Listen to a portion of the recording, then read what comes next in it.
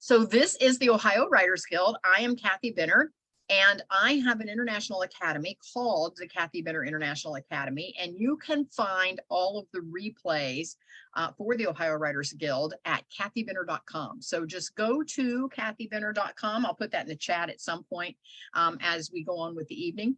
And you can just scroll down to the Ohio Writers Guild and you'll be able to see the free replays of all of our conversations that we have here once a month with a new author. And also we have just launched our mastermind, and Sandy is my co-host here for the free meetup, and she is also my co-host for the mastermind. And so she brings her expertise to the table. We were just chatting. I had just gone to a writers conference this past weekend, and I was one of 6 nonfiction writers in the room. The rest were all fiction writers. So I was just telling Sandy that I now have to learn how to show and not tell. For those of you that are authors out there, you'll get that if you're a fiction writer.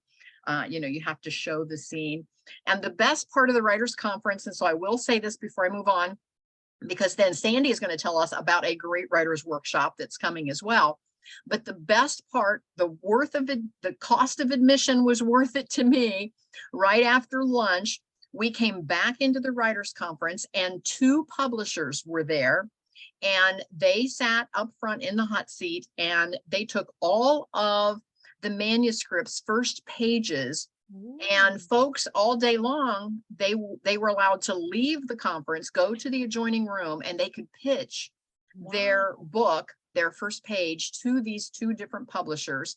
But of course there wasn't time to hear everyone's pitch because we had so many folks in the room.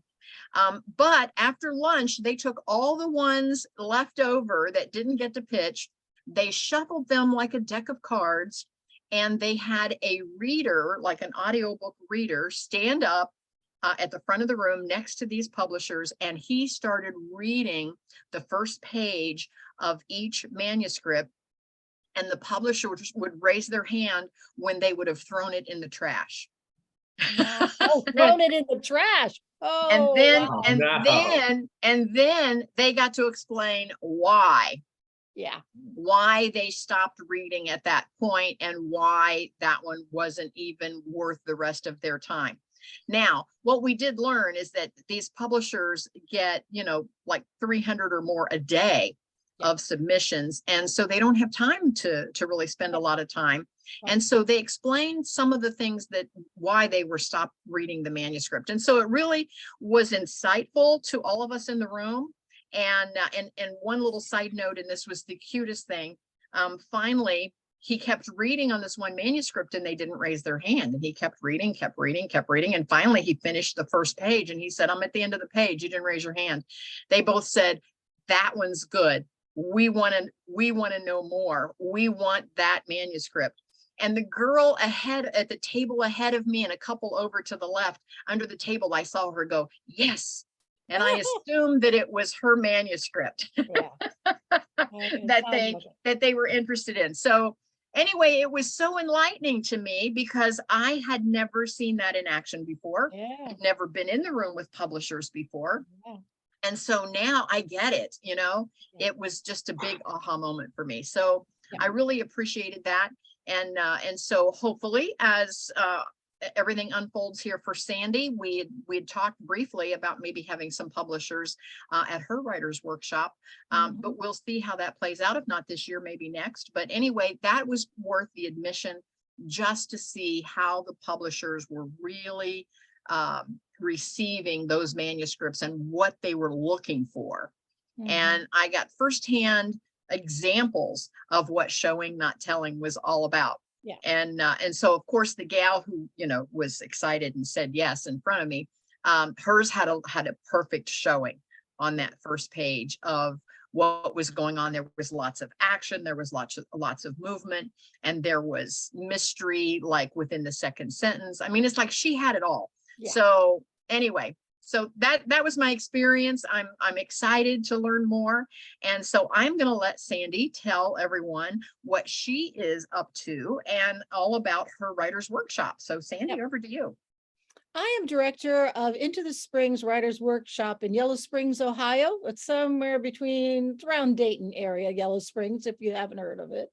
And I have been here for I've been doing it for 5 years. And last year, Kathy, I asked if I could be on, and we kind of formed a friendship, and I've been talking about it ever since. And this year, and it's unique in the fact that it's one whole weekend.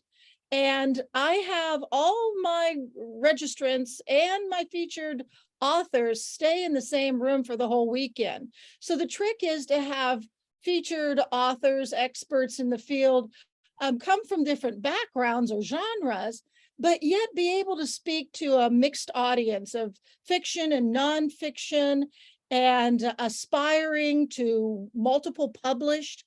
And this year, my two people are the amazing and world-known Jane Friedman, who knows just about everything there is to know about marketing and publishing. And with those credentials, and by all means, please look her up if you need to know more, or look up my website, and then you'll see her connected to that.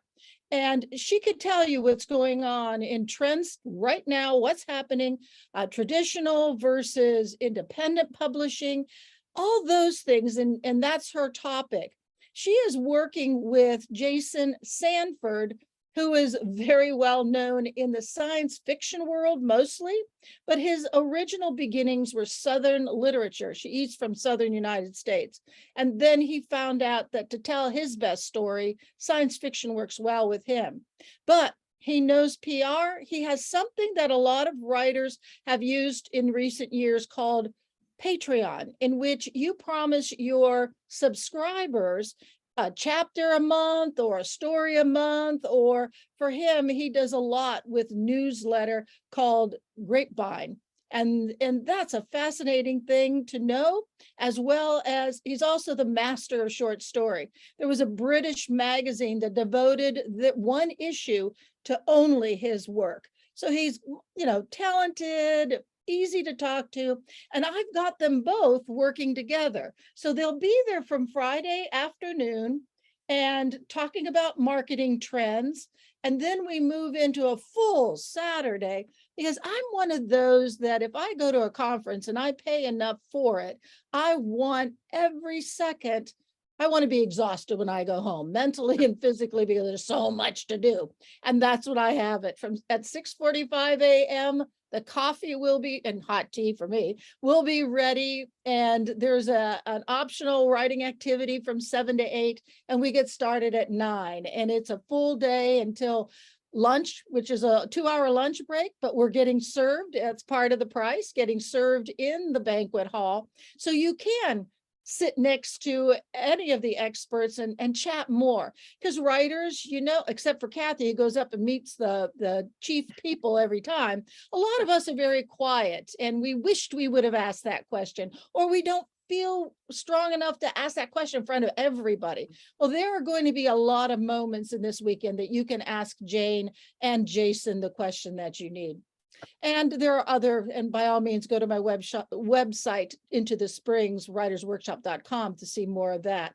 But you're talking about the importance of the first page. And the first page is important. You sweat it out for 80,000, 50,000, 40,000 words. And the only thing that an agent or a publishing company is looking at is that first 250 words on the front page. And I used to have this service in which you pay a little extra and ask for which featured author you want, and give them your first 5 pages, and they will do an in-text edit and then sit down for you for 10 minutes. But some of the featured guests were a little nervous about that. Everybody, not everybody is always happy. Writing critiques is a very unique thing in itself.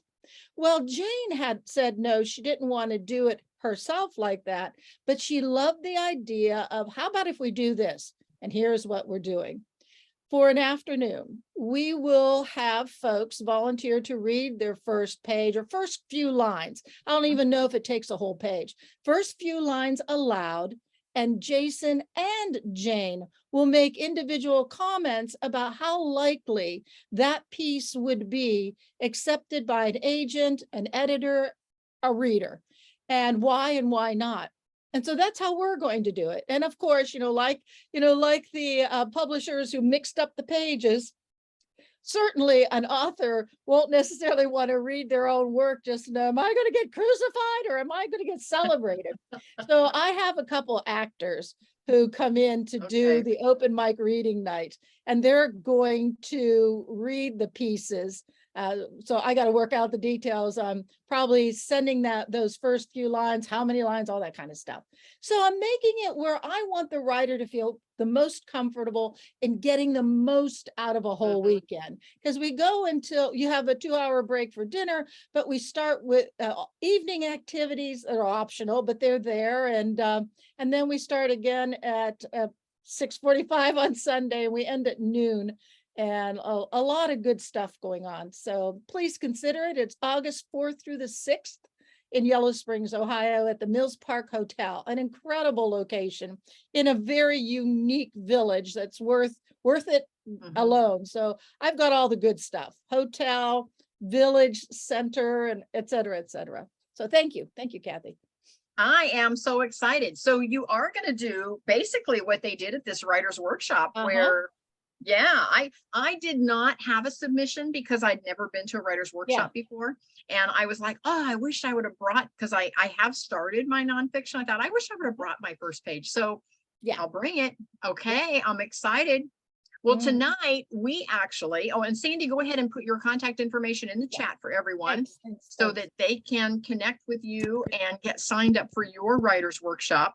But tonight we have Eric Pearson. Now, Eric and I, we go back a ways. We met at another writers convention, authors convention. And so I decided to host some of the authors at my bed and breakfast in my home in Canal Winchester, Ohio.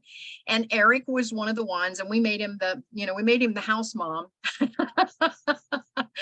he was in charge of the other kids to make sure they were probably half my age. Yeah, so that's true. So anyway, he was in charge of the other kids to make sure they all got where they were supposed to be and all that good stuff. But anyway, like I said before, don't tell Mark, but I'm in love with Eric. And so he is here tonight. And so he's going to share. And now we have not actually chatted for a long time. And we've been saying that, why have we not gotten together to actually just chat and get caught up. So Mark and I, we've talked about, we're going to jump in Mark's airplane. He's a pilot, has a plane, and we might just fly down to Kentucky or make a day trip down there and drive down and visit Eric's world and see what he has going on down there with all of the chickens and the fences and all of that. So we're going to talk about all that tonight, but he is an innovative person who has lived a complete life, having transitioned through numerous careers, and during his journeys became an author as he searched for his life's purpose. He's a retired executive from Northrop Grumman Corporation, specializing in radar defense electronics, leadership development, and personnel management. So yeah, I tried to wrap my mind around those three things: how radar defense electronics, leadership development, and personnel management all fits in the same sentence.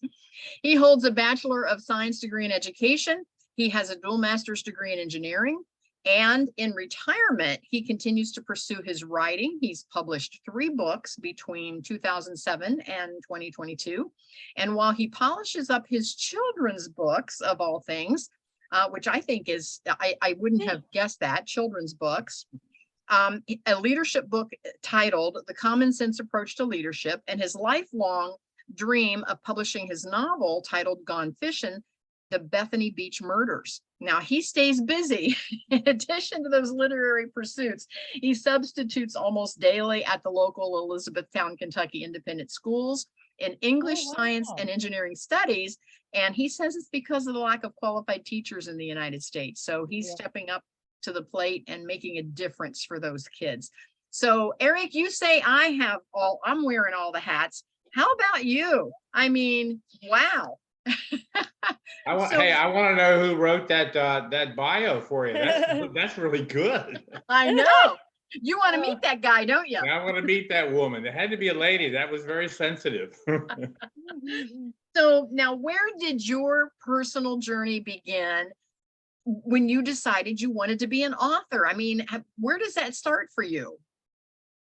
We all have come from many different places, and we have, some days something wakes us up. And so my wife and I, my second wife, we had, when she got pregnant in 1989, we ended up having her first child, my third. Ryan was born profoundly disabled. He had next to no brain, so he didn't have much going on there. It was a really devastating thing, but Kathy and I, we bonded quite well and took care of him for 14 years. The doctors in the hospitals and all, after he started having grand mal seizures at 2.5 months, and we realized there was some severity there, we realized we had some real big issues that we had to deal with. We ended up getting to meet Dr. Ben Carson, the famous children's brain surgeon. Spent time with him. So as you have met some very important people, you make the opportunity to meet some people and learn some things. And so Ryan, and then the hospital, they told us to just let him go, put him in an institution and let him die because he wouldn't live 2 years. Well, Ryan lived 14 years. Oh, Wow. And every year our pediatric knowledge would say, now, Eric, I know Ryan's doing well, you're taking care of him, but someday he may just die in his sleep. And that's exactly what he did when he was 14 years old. He passed in his sleep. Very devastating for Kathy, very tough on her. At that time, we have a daughter, Erica, who was 2 years younger than Ryan. So when he was 14, she was 12 when he passed. And Kathy went into deep depression for 3 years, which makes a lot of sense.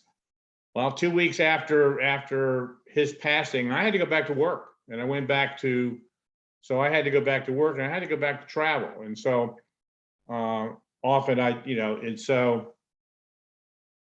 I had written, so I went back on travel, and I was very tired and very, very, very reminiscent. And so my grieving process, I realized that I wrote a letter from Ryan to Mom, saying that, and it's the beginning of the book, Ryan's Stories, that I wrote the story of his life, because I had written a letter saying, I'm sorry I didn't get to say goodbye because Ryan passed on my watch. I had checked on him at 3:30 in the morning like I normally do. He was fine, and at 5:30 when I went to get him up, he had passed.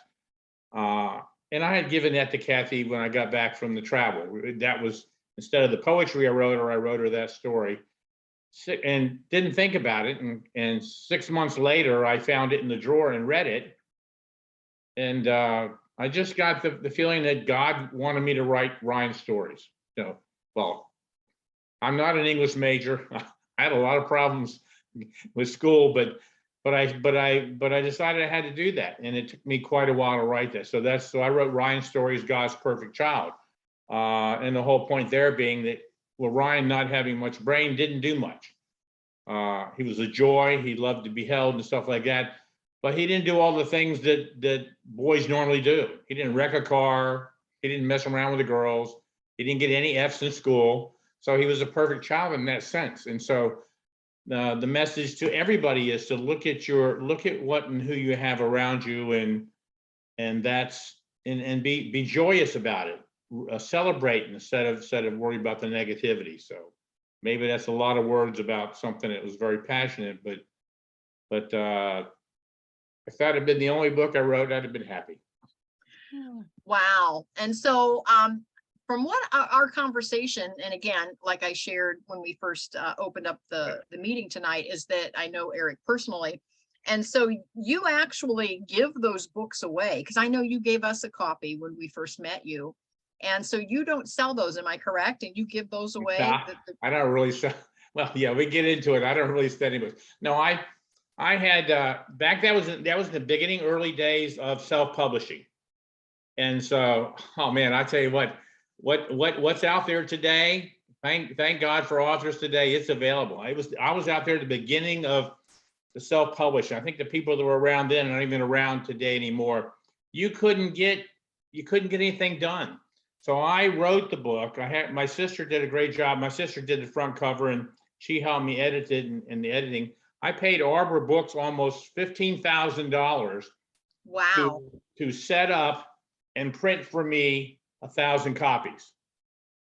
So I ended up spending $15 a book, and I thought I was going to sell it. I created my own LLC, the Bottom 3 LLC. I was going to sell books. I published, then I realized that wasn't the purpose of it, and that wasn't what I wanted to do. So I give them away. I have about out of the 1,000 books, I have about 100 left.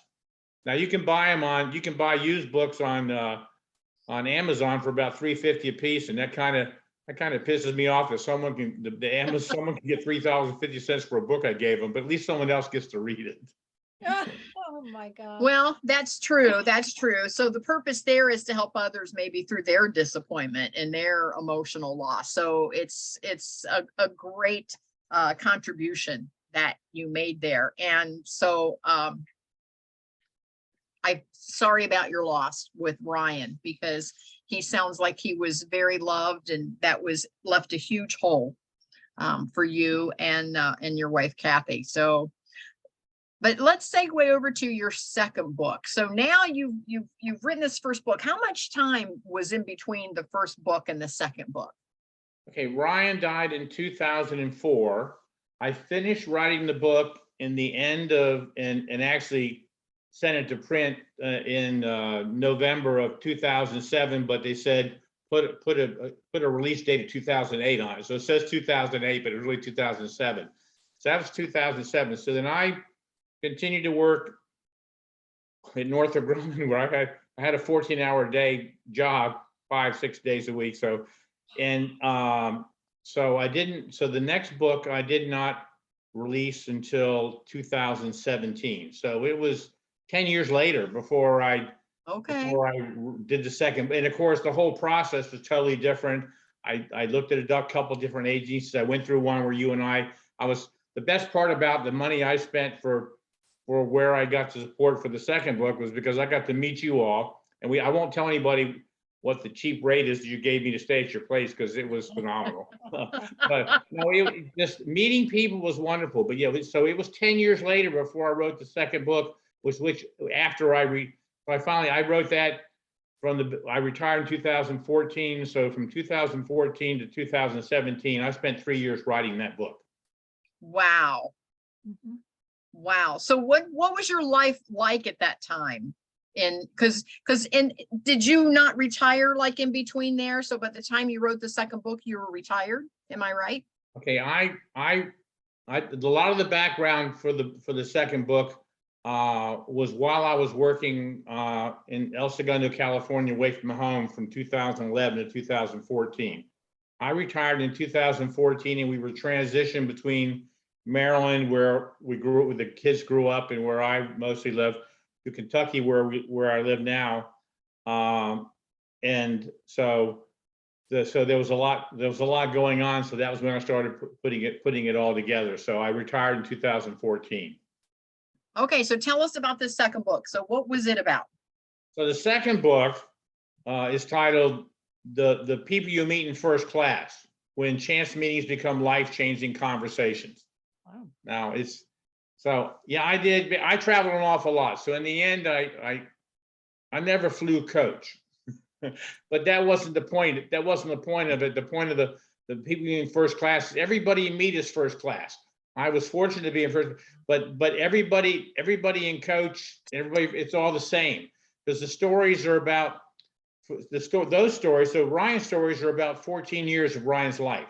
The people meet in first class is about 40 years from the start back in 1974, when I took my first flight, which ended up being a cross-country flight to go to a swim coaches conference when I was young and handsome and had hair down on my shoulders and coached kids in swimming, to when I retired in 2014. It was 40 years of flying and seeing people in airports, seeing people on planes, observing. See, the best lessons we can learn, and the best way to tell instead of show and tell and all, is about what we see and what we know. It's hard to make it up.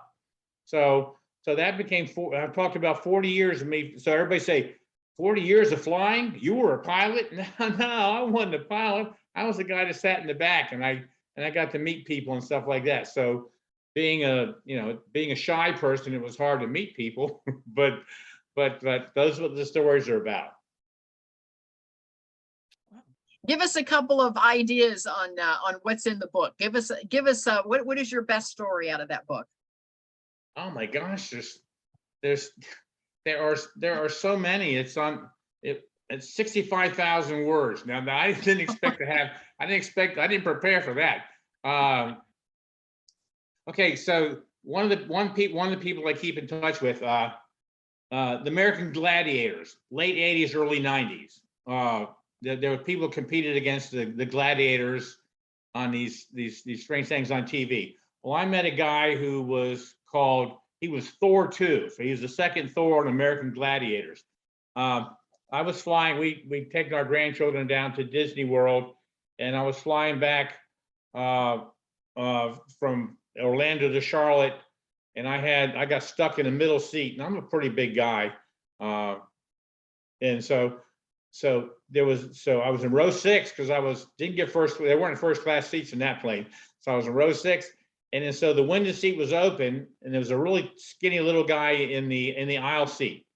And so I'm sitting in there, and I figured as soon as they're about to close the door, and I figured I'm gonna get to move over in the window seat.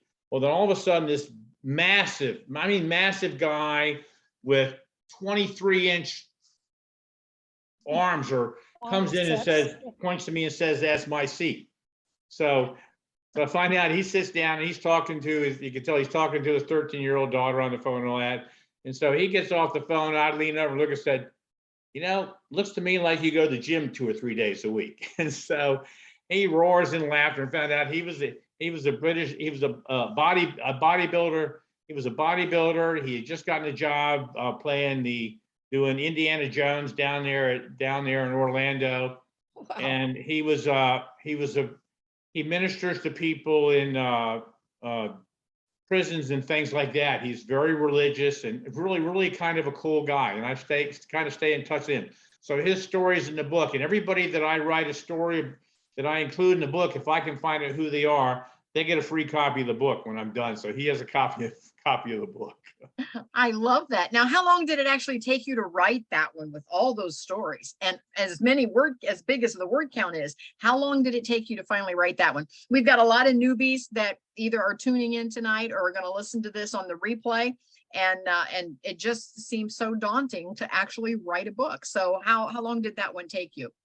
So as you go through, you have to focus. It depends if you're focused or not focused. When I wasn't focused, it took a really long time. Ryan's story, I had a purpose and a reason and a focus, and that was my grieving process. That took 3 years. But the next one that took 10 years. It took 10 years to put it on. Well, it's 40 years compressed into 10 years. So that's 1 to 4, that's 25. So that's really not too bad, but that's remembering over a long period of time. So that you can't rush. And that's something I put in, we talked about before, that I write and wrote when I feel like it, when I'm not feeling well, when I'm depressed, or I don't hate to turn the TV on. So then I think about writing or something, but I'll wake up in the middle of the night and a story will hit me, then I'll turn the light on and I'll write it. So I think that, yeah, a lot of people will tell you when you're writing a book, schedule time. So you schedule your time to sit down and you go, well, I'm not in the mood for this, but I've got to write something. So I write down stuff and you write down junk. So it really depends. And the more I got into it, the fresher the things came back to my mind, it was easier to write. Okay. Now, and this is about the time that, of course, Eric and I met, was when he was publishing that particular book. So, So that's how long I've known him since. Well, I think it was 2017 is when 2017 was when I published it. Yes, so that's when. Okay. And so that's when he would have been here at the guest house. And so anyway, so that's wonderful guest house. Great people. I'm telling you what, there's a murder that occurred there. I'm sure that there will be a book about it. I've been encouraging Kathy to write her book since for 6, almost 6 years now. I've been encouraging her to write. Good. Yes, yes. And I finally published my first, but it's not a fiction, but Yeah. I did publish September of last year, which is my first book. But yeah, there's some mystery novels in there. So yes, so keep pressuring me, Eric. And Mark So- has a book he's supposed to write. We talked about that, and he hadn't even started, I'm sure. Actually, he has turned on Google Docs with the little microphone, and he's told a few of his stories Oh, into a Google Doc, and so that is now in writing. So he's not officially uploading that into any kind of a format yet, but he is collecting his stories. well, I So, want recognition. I hope he publishes it before I die. well, I'll pressure him a little bit too. So tell me about your current book and how did it come to be? Okay, so what have I published now? Oh, yeah. Well, so I'm always thinking about something. So the book I published in 2022 is called "What's Cooking: Feeding the Heart and Soul, one meal at a time." The last 3 years I worked for Northrop Grumman Radar Defense Electronics. I was essentially a special envoy, but for the big Dark Star, the stealth bomber program, which is actually that thing can fly itself. It's unbelievable. So I was out in California, so I spent a lot of time out there, and I'm not a partier. I cook, so I don't go out to eat. So I did a lot of cooking for myself and the people who worked at the hotel, the Residence Inn in El Segundo. Wow. So then I said, well, shoot, I'm a writer now. Well, I thought I was a writer. So I said, well, why don't I start writing my stories down? Because I had to decide that was the time to say, start organize yourself before you forget it. So I started writing the stories down in no shape or form. And so I started taking pictures of the food, which I'd never done before. I take the pictures of the food I made and started thinking about what I did and talking to the people who appreciate what I ate. So I started writing stories about the people I met through the food I made and shared with people. I think that it's all about sharing. It's not about what a great cook and chef I am, which I really am, but that's a different story. But it was about the people involved, because nonfiction is nonfiction, but as what you said at the beginning, telling stories, showing is different than telling. I'm a good storyteller, so. I've taken I'd already took the advice on the genre of my mystery novel. That's a different genre. So I started writing all the stories down, and so that was probably in about 2013. I started writing those down. Retired in 2014, and by 2017, I had finished writing the book. Completely self-edited myself. By that point, I had grown so much that I actually became an artist in English literature, and I was able to do all of that myself. And it was hard for me to stop writing, though, because every time I would finish a story, I would think of another one, and so it was really hard to know when to stop. So I finally stopped and said, well, let's got to get this thing published, so I published that one in 2022. All right. And so that one again is called What's Cooking? And what's the rest of your title on that one? Feeding the heart and soul, one meal at a time. At a It's about the food, but it's really about the people you meet. I mean, the world also revolves around people, not the food. And I was very honored. Eric asked me to write his foreword for that one, and so I was able to contribute in that way. So I was very honored to be a part of that experience as well. So now, have you written anything since then? Well, I've been dabbling for years. So I wrote a book. So I wrote a leadership book called A Commonsense Approach to Leadership while I was still working in Northrop Grumman. I was creating leadership programs, and I've rewritten it twice, but I never published it. Okay. I have, and I don't know, I may or may not do that. I mean, it actually is relevant, but then when I went to look at it, I saw that everybody's publishing leadership books. Well, so it's never going to sell. Of course, my whole issue was, my point was to write a book that was about 100 pages only, because common sense shouldn't take you long. So the whole book ended up with a couple of appendices, ended up 139 pages. Wow. And actually, it's really, really good. I just don't know why I haven't done it. I moved on with the rest of my life, so I didn't do that. I have written 3 short children's books. I had one of my many things I've done in life. I was a biology teacher, and I majored in science in college and education. So I know a lot about biology and zoology and all that. So I wrote 3 little books about nature and animals and stuff. But I need to find an artist that's willing to. I will give someone who can draw characters. I'll give them top billing in the book, but I guarantee you won't make any money, because you just don't make. See, so that's where I can't find somebody, and so I've done that, and so in the one of it, I've got one book that's called Oliver Travels. Oliver is a California seagull who travels wherever the favorable winds blow. So I wrote 4 real good chapters on that one, but I never got back to that because then I got involved in. I became retired and started playing golf. So that's put on hold. So tell us, what does a day look like for you there where you are? Because now that you're retired, you'd mentioned early on when we first came onto the call that you were, depending on the weather, you were going to be out building chicken coops and fences. So what is it that you're doing? And you ended up buying another house and moving. And so what are you doing there? What's it all about? Well, I didn't move, but I was supposed to. Okay. So I'm involved in 2 mortgages. Oh, okay. So the local independent schools in town. So a normal day, Monday through Friday, normally is during the school year. I get up at 6. I wait at 6. If I don't have a call ahead of time, at 6 o'clock in the morning, I get a call almost every day to substitute either in middle school or the high school. So at 6:45, I get up.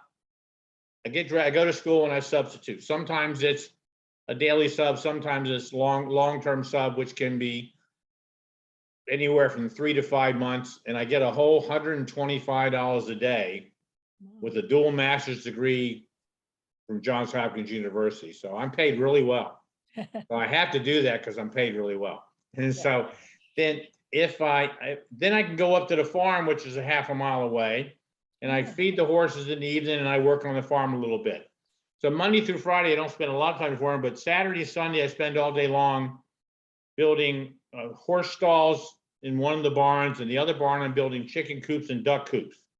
And I'm putting fences in and arenas in, and I'm going to build walking paths and flower gardens and fruit trees that are in there, honeybees, and I'm going to offer to all the local school systems the opportunity to come out and tour the facilities, and I'll mark all the trees, what kind of trees they are, and do free education for the elementary, middle, and high schools in Kentucky.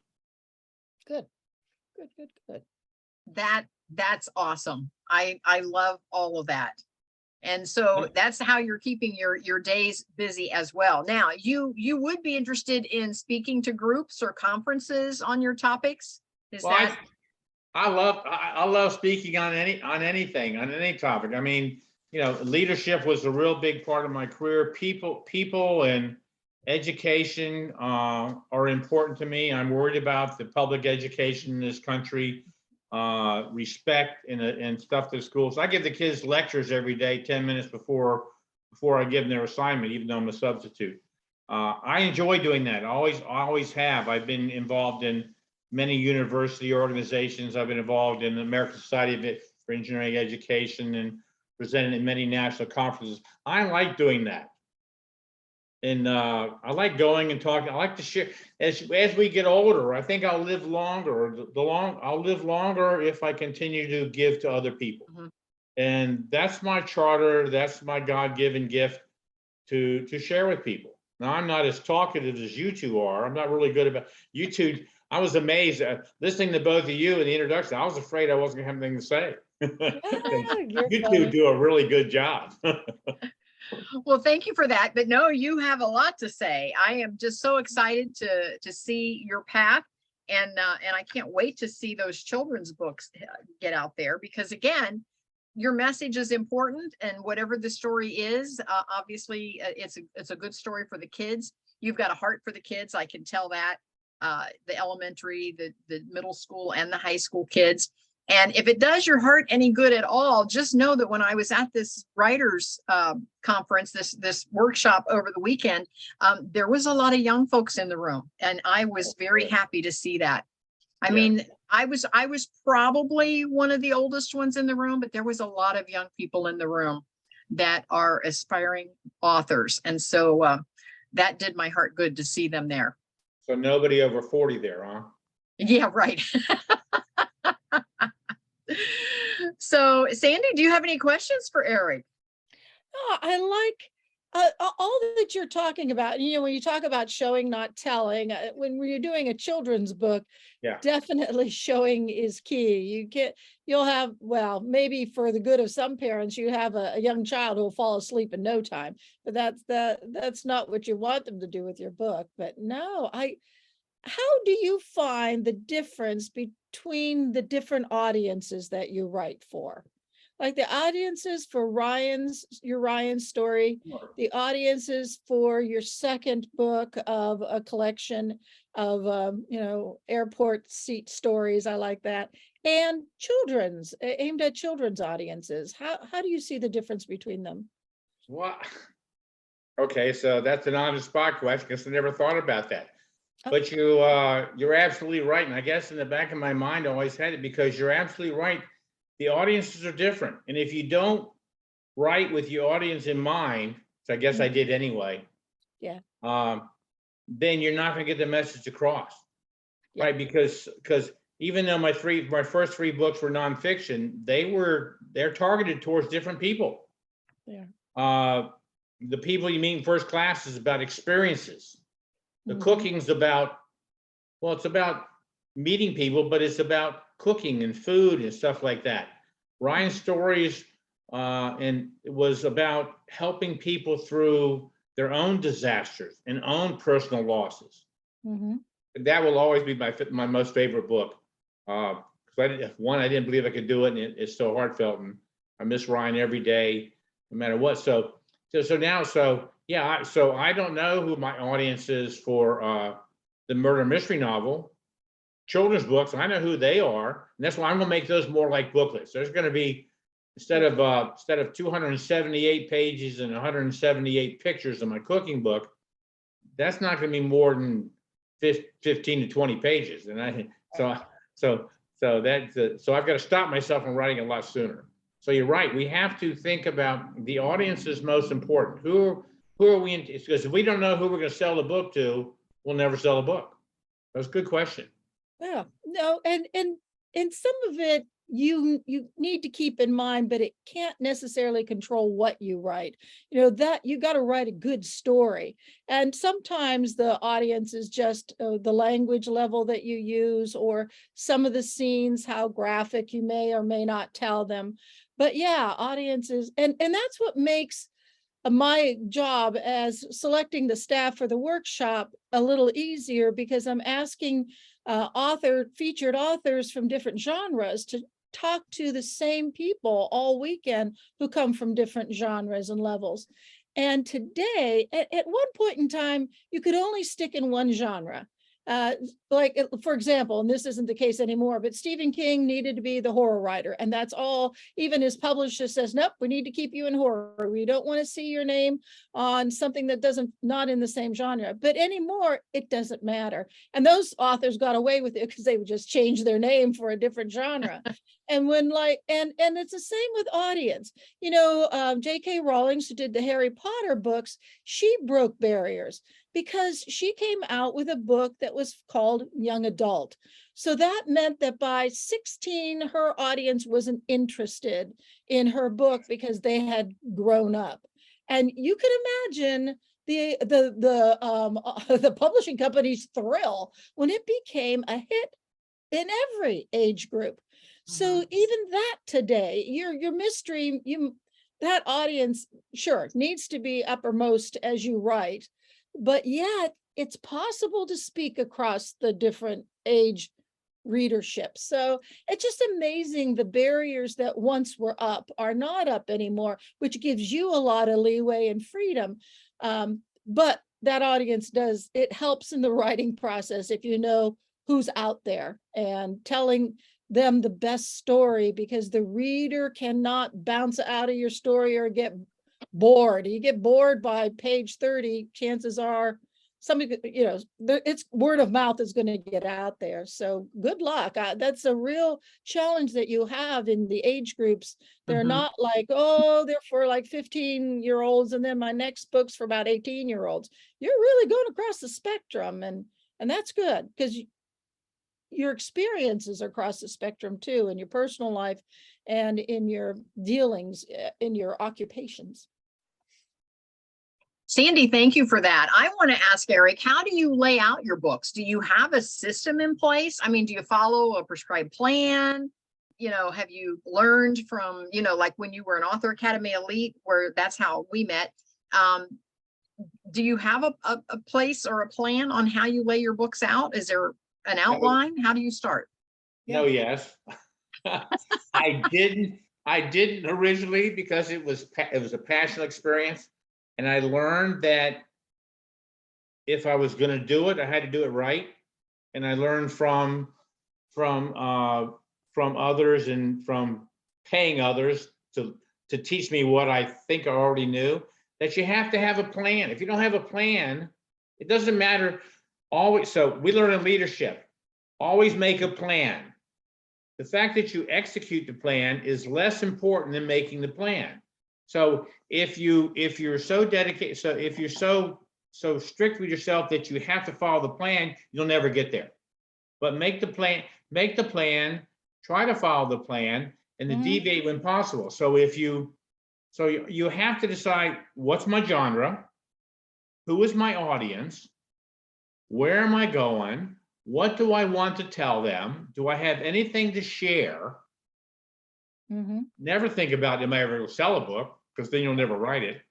And so then you lay out your thoughts and your ideas. And so that's what I do. And I lay out the current book, the mystery book that I'm writing, which is I've been dreaming about for 15 years. I have laid out a general outline, because for 15 years, I know from day one who the heroine is. And I chose a heroine 15 years ago, not a hero. So I was in the women's lib long ago. This is going to be my granddaughter.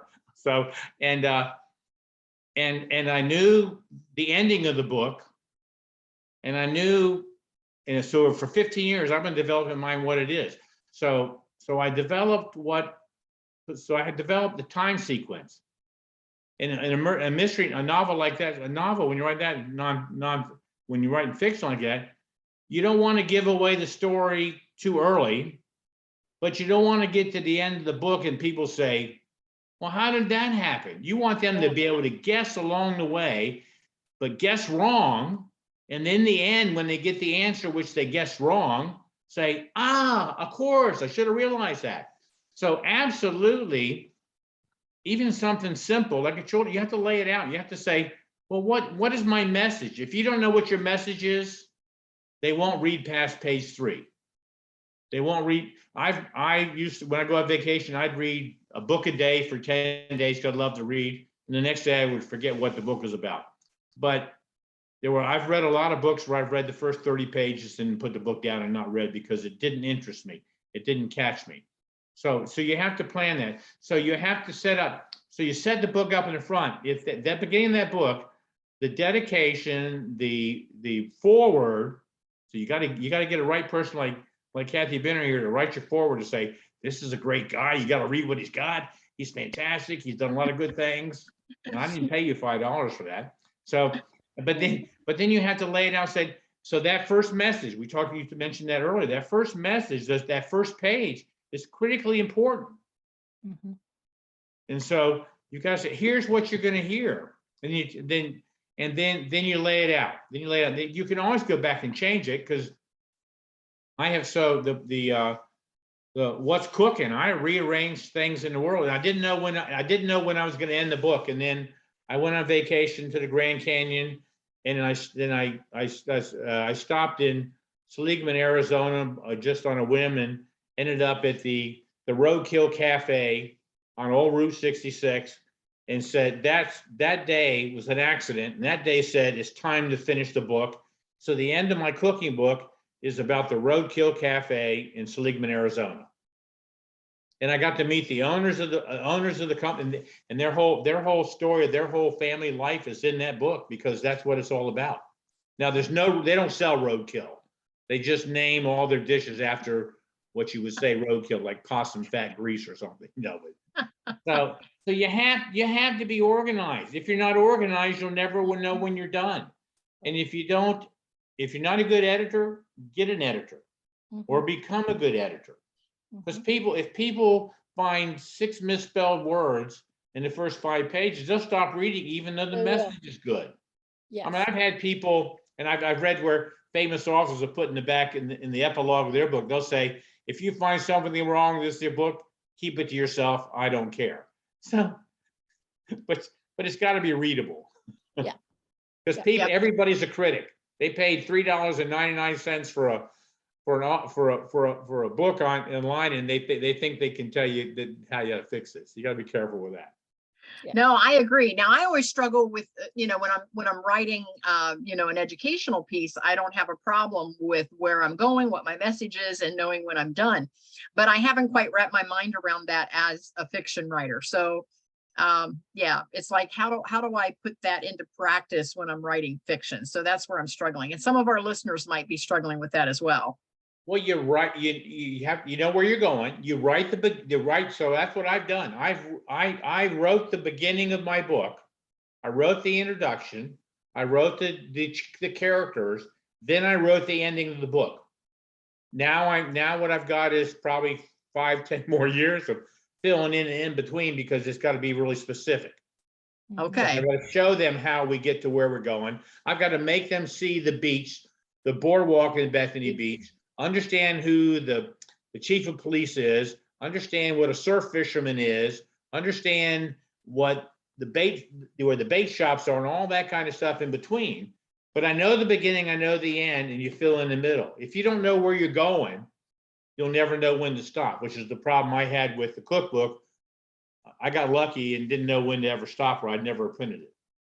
Yeah. And you ended up, when it did end, you knew. It was the right time at the right place. I knew it was the right time in the right place. Yes. Yeah, I love that. So when you meet folks, how do you share that you're an author? Nice question. Yeah, how do you do that? How do you let folks know that you're an author when you first meet them? When somebody says, well, "What is it that you do?" Or that's really interesting, because I'm actually shy about that. Because I'm not trying to sell books. But if when the group of people, then there's an instance when one of my books I think could help someone, I mention it and say, I might have a book you'd like, and I give them one. So that's not good. I'm not a good salesman. But since I'm teaching school, the middle school and high school, I'm telling you, these kids are lost. Public school, private school, they're lost. So as I say, the ones I go into regular, I lecture them for 5-10 minutes before about, well, what'd you do over the weekend and stuff. And then when the appropriate time I mention it, well, I've done a lot of things in my life, and I've written some books. Are there anybody here thinking about writing a book? Because I think anybody can write a book. So I talk to the kids, so I mention it. And then the point of doing that is not to mention this so they'll buy my book. The point is to mention this so that they'll realize that Mr. Pearson is somebody. He's somebody you need to learn to respect and have respect for, so that they learn to respect other people. It's not about me. Learn to respect their parents, learn to respect other people, learn to respect themselves. That's what the lecture is all about, respect and all. And so then they'll go look up the book and say, oh my gosh, she's an author.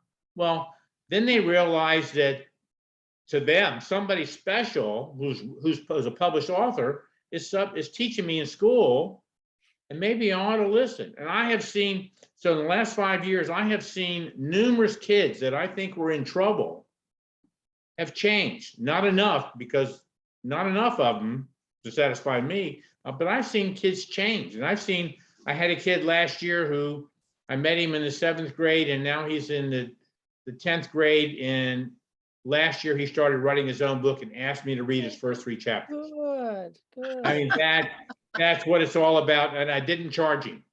Yeah, And actually, he was a pretty good writer. yeah. I love that. I love that. So what's next, Eric? What's next for you? Well, I guess it's I don't, so I figure that I will eventually publish the murder mystery book. So I probably won't finish it for 10 years to make sure I live till I'm at least 83. But building on the farm and doing all that, I think takes the forefront of all the golf. I do like to play golf, but I don't play golf as much as I used to. I'm going to continue to teach at school, and I'm going to make the farm such that it's an educational environment. And I think that's my purpose, is to continue to serve forever. But I'm going to continue to write. Do I publish? I don't know. But self-publishing is the way to go, because you can do it fairly cheaply. If you follow the right methods, you can buy your own. I've got 10 things. I bought 10 things at once instead of one, so I could just list my books myself. But you need a lot of help and support. Don't do it solely by yourself unless you've done all the background work that I've done and we've done. And if you enlist professionals, don't listen to them completely. Let them guide you, but they don't know the way to do it your way. Mhm. That's all great advice. Now, Sandy and I, we just talked in our mastermind just a couple of sessions ago, all of the different ways that one can get published. So if anyone is interested in hearing that, get in touch with me or with Sandy, and we can get you a copy of that if you want to hear all of the different ways you can get published. Because you have traditional publishing on one end, and then you have self-publishing clear on the other end, and then you have 1,000,001 hybrids in the middle. And it's so hard to know who is a real publisher. I mean, you have the independents, you have the vanity publishers, there's just 1,000,001 independents or hybrids throughout that whole spectrum. And it's so hard to know. And when you go online and you search or Google any of that, they all are trying to present themselves as a traditional publisher. And if you really don't know how to define traditional publisher, and one of the best ways to define that is, are they charging you, or are they giving you, Are they paying you? Yeah. are they paying you, or are they charging you? So that's the big question to ask yourself. Yeah. Eric, did you have a comment? Well, that's really true, because I got a deposit last week in my checking account for selling an online book. Mhm. I got 30 cents. Yeah. You have to manage your expectations. Yeah, there you go. There's a lot of middleman involvement in there, and giving away so on the paperback and the hard copy, you're giving away 45 to 55% on top.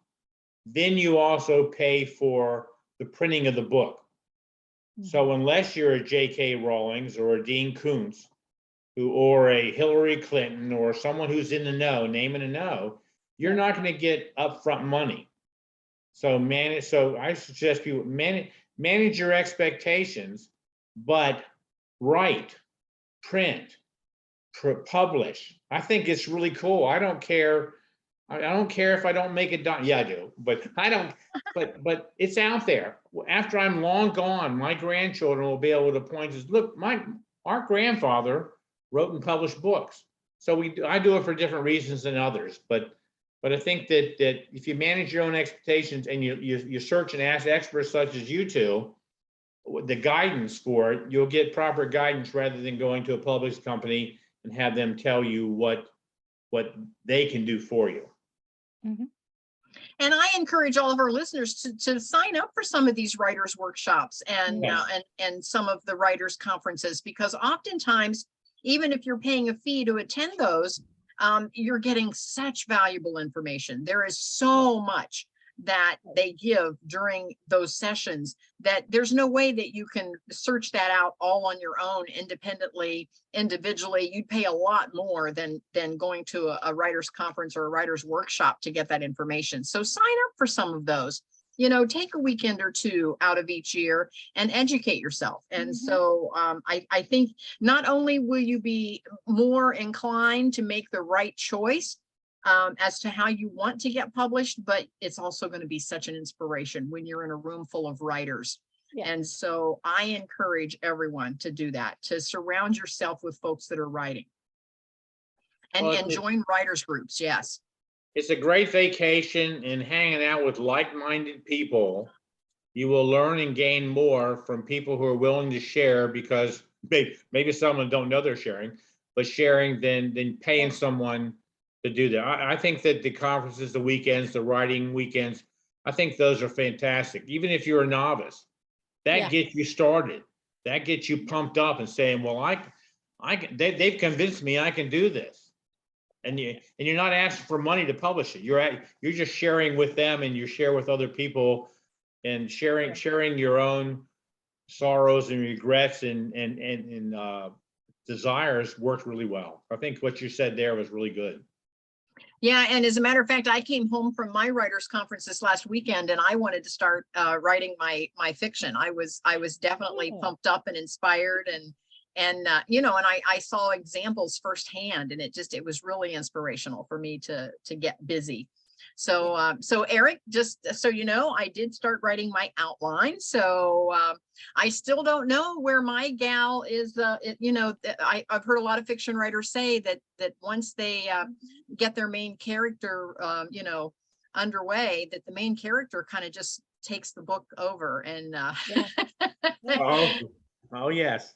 And so I'm not sure where she's going to end up in my mystery, but anyway, I started writing the outline, and ideas started coming that I hadn't thought of before. So now I'm not sure which direction she's going to go just yet. So I'm as much in the dark for the mystery as everyone else is at this point.